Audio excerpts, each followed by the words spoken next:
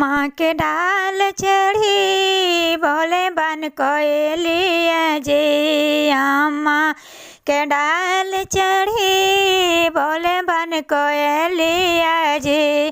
पापा जी के जांग चढ़ी बोले थी सुंदर दुल्हा। पापा जी के जांग चढ़ी बोले थी सुंदर दुल्हा। कोई न जाएला बारी आतरे सजाना लोग, कोई न जाएला बारी आतरे सजाना लोग। खरीद ले करावा बैठार ले पापा जी का। खरीद ले करावा बैठार ले पापा जी का। संघवा में रखम बहा नैया रे सजाना लोग।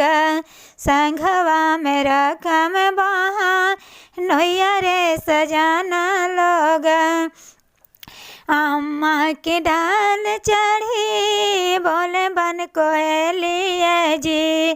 अम्मा के डाल चढ़ी बोले बन कोयलिया जी। पापा जी के जांग चढ़ी बोले थी सुंदर दुल्हा। भैया जी के जांग चढ़ी बोले थी सुंदर दुल्हा।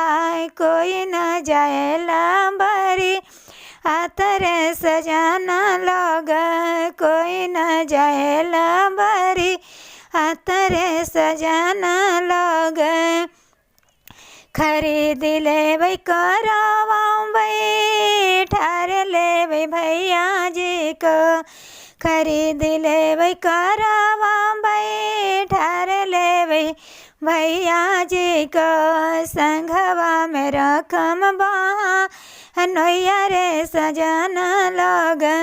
संघवा में रकम बहा नैया रे सजाना लोग।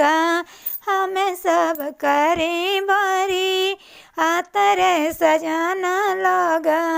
हमें सब कर बारी आतरे सजाना लोग। अम्मा के डाल चढ़ी बोले बन कोयलिया जी। पापा जी के जांग चढ़ी बोले थे सुंदर दुल्हा। पापा जी के जांग चढ़ी बोले थे सुंदर दुल्हा। कोई न जाएला बारी आतरे सजाना लोग, कोई न जाएला बारी आतरे सजाना